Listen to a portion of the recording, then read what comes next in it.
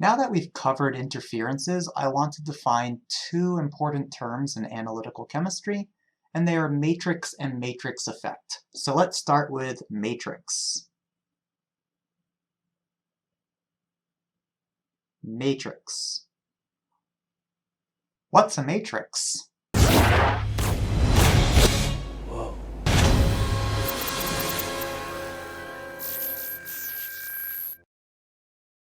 Dude, that movie's older than your students.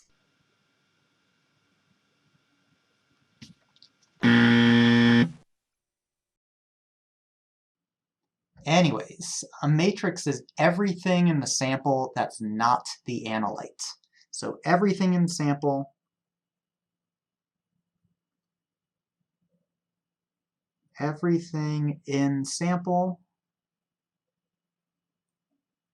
that's not analyte. And then we have the term matrix effects. Matrix effects, which refer to a change in signal caused by the matrix. Change in signal caused by matrix. And if we put two and two together, we realize that all interferences are matrix effects, right? Because an interference was defined as a change in signal caused by something in the sample that's not the analyte. So these are just new terms to describe concepts that we've already learned about. But these terms get used a lot in this field, so we should definitely know them, and we should also write down that earlier line that all interferences are examples of matrix effects. All interferences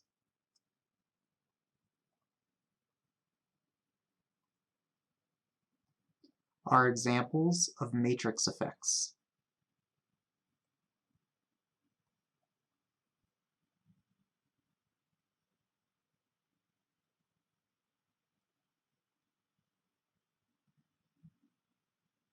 And as we saw as we covered these interferences, they can wreak havoc on a calibration curve analysis. For example, here are two different calibration curves that measured the concentration of perchlorate ion in different water-based solutions. One was just clean lab reagent water, and the other was in dirty groundwater.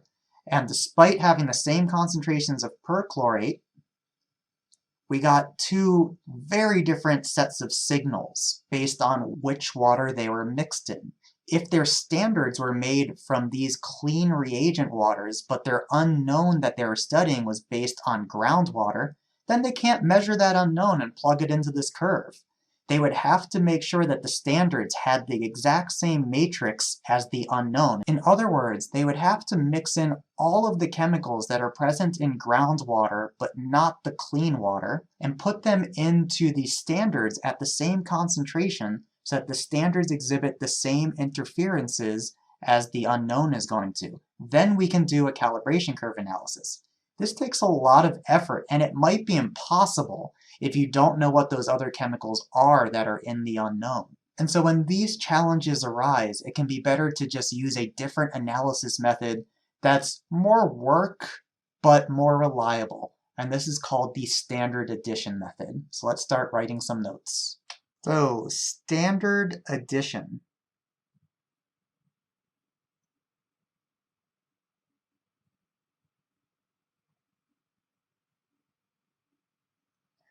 Good for many types of interferences. Good for many types of interference.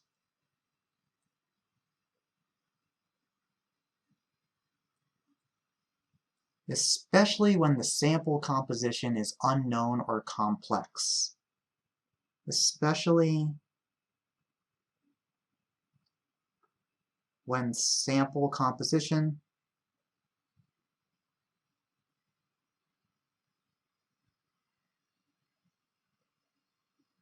is unknown or complex.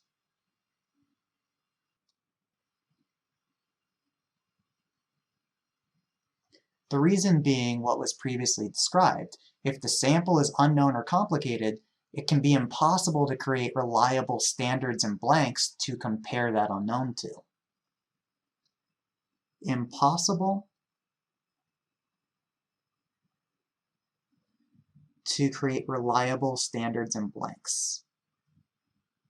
To create reliable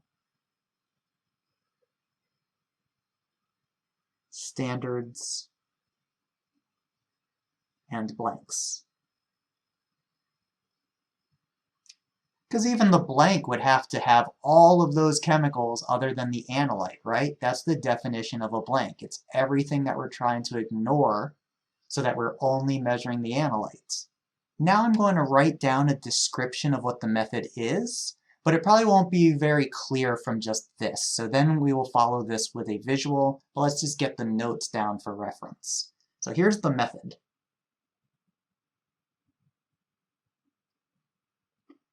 A known quantity of analyte.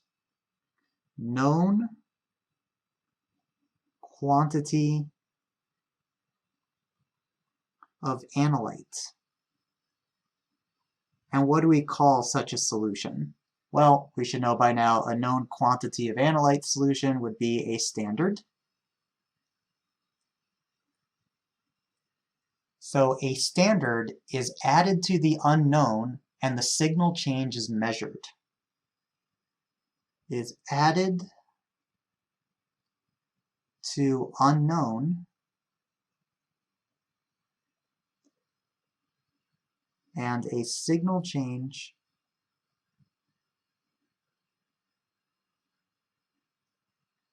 is measured. Now, just to be clear, in this context, the terms sample and unknown are synonymous with one another, because the sample that we're interested in studying presumably has something unknown about it, like its concentration. Otherwise, why would we be studying it? So anyways, why would we use this method? Well, because there's a major assumption.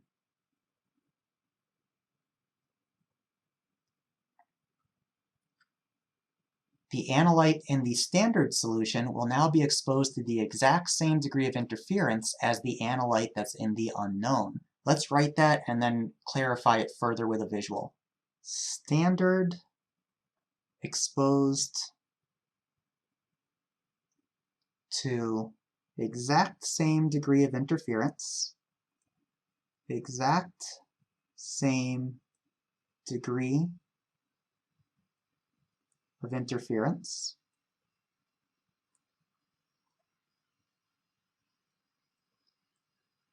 as analytes in the unknown.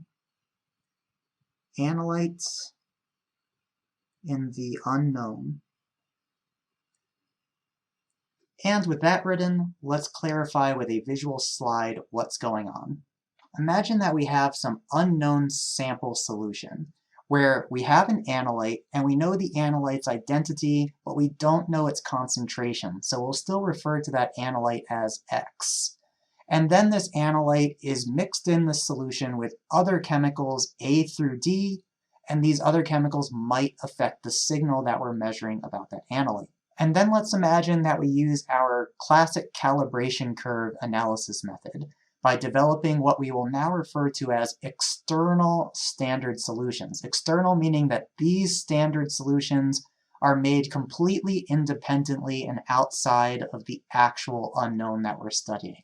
And so if we don't know about what all these other chemicals that are mixed in with the analyte are, our standards wind up being rather simple. They contain known concentrations of the analyte, and because they're known, we'll refer to them as S for standard.